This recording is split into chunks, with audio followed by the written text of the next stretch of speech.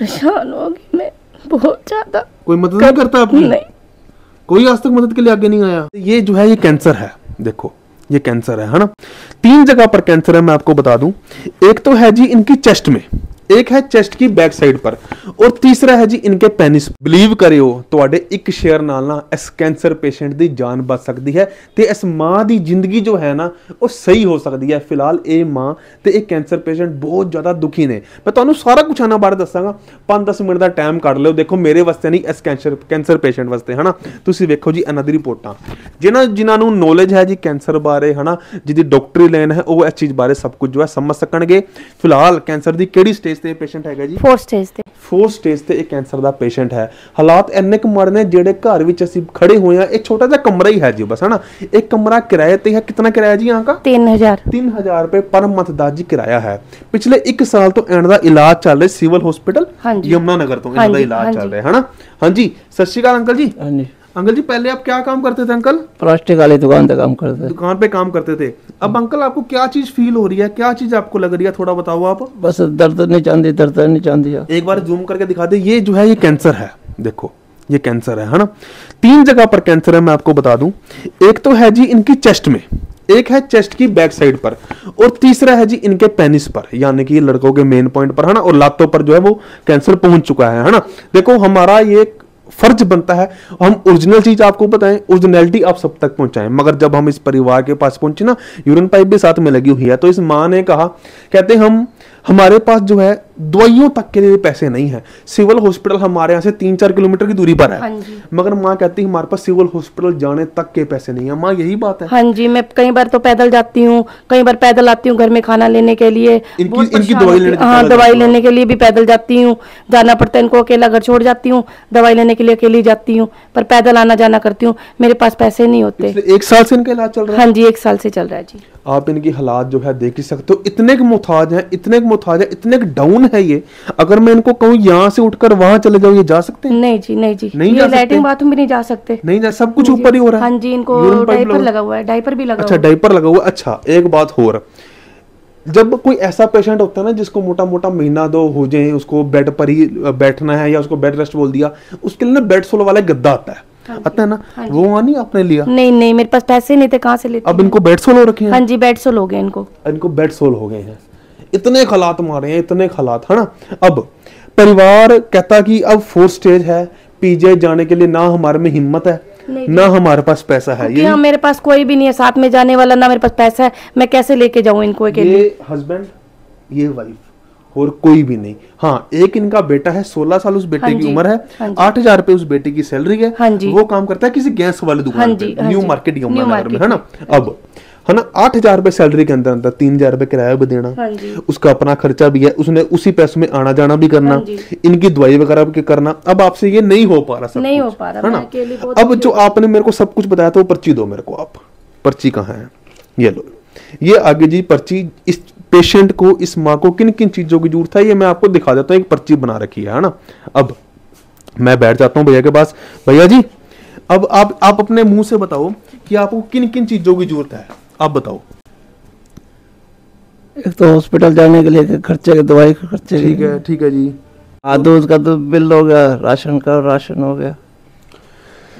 मैं आप सबको बताता हूँ इन्होंने मुझे क्या क्या चीज बताई जो है वो मैं आप सबके आगे पेश करता हूँ, है ना। आप सबको बताता हूँ। 6 महीने का माँ आपका यहाँ का रेंट पेंडिंग है।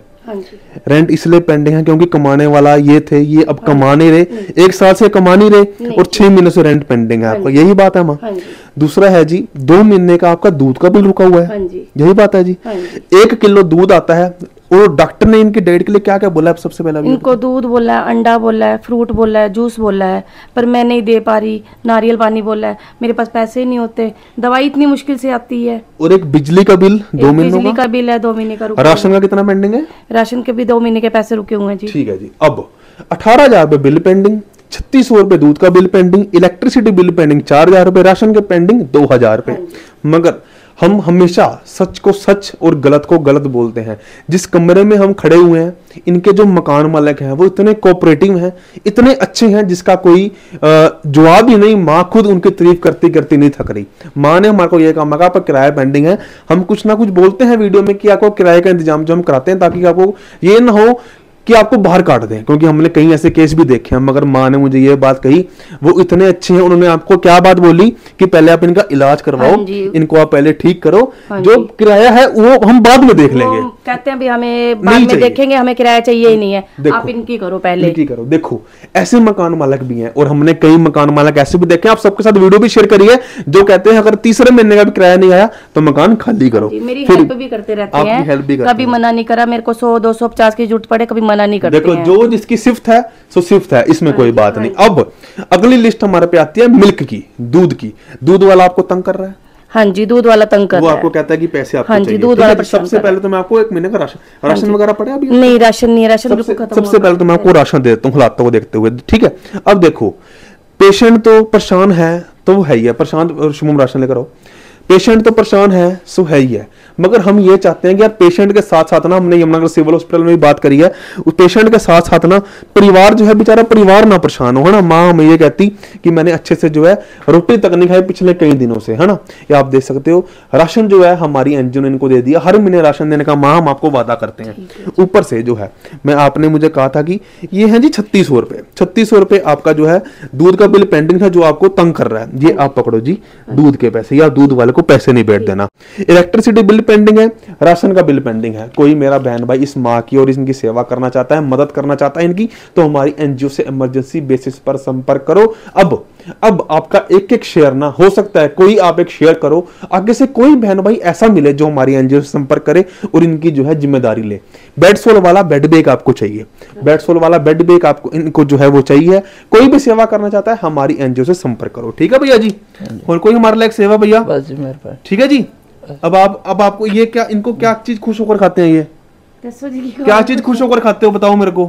नमकीन बिस्कुट ही खाते जाते हैं बस। और है नमकीन बिस्कुट आप पे? दे पैसे दे। ये ना मैं आपके नमकीन बिस्कुट के लिए जो है 200-300 रुपए जो है बाकी मैंने दे दिया आपको, 200-300 रुपए और देकर जा रहा हूँ, ये चाहे आप भी रख लो, ठीक है। आप बिस्कुट नमकीन जो आपको चाहिए वो आप मंगवा लेना, जो भी आपको चाहिए, ठीक है।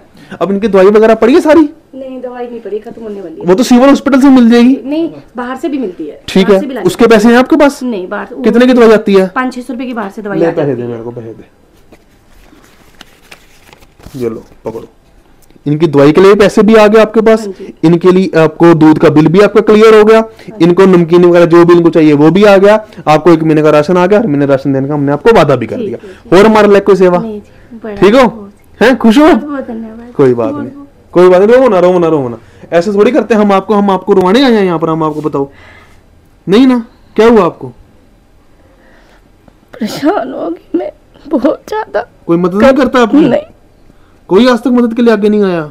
कोई रिश्तेदार? बस है मेरे को थोड़ा सा, मेरी गली वालों ने सहारा लगाया, चलो आस पड़ोस लगाया, हाँ जी इन्होंने लगाया, और कोई नहीं आता। चलो कोई बात नहीं, माने ना? हाँ जी। अब आप मुझे अपना बेटा मानते हो? हाँ जी। मानते हो ना? हाँ जी। बेटा समझ के मैंने हेल्प करी ना आपकी? हाँ जी। ठीक है, दूध के पैसे भी क्लियर कर दिए, राशन भी आपको दे दिया, दवाई के पैसे भी दे दिए, इनको जो भी नमकीन वगैरह जो भी इनको लाने वो भी हमने आपको दे दिया, ठीक है। यहीं पर हम अपनी वीडियो को एंड करते हैं। वाहिगुरु जी का खालसा, वाहिगुरु जी की फतेह।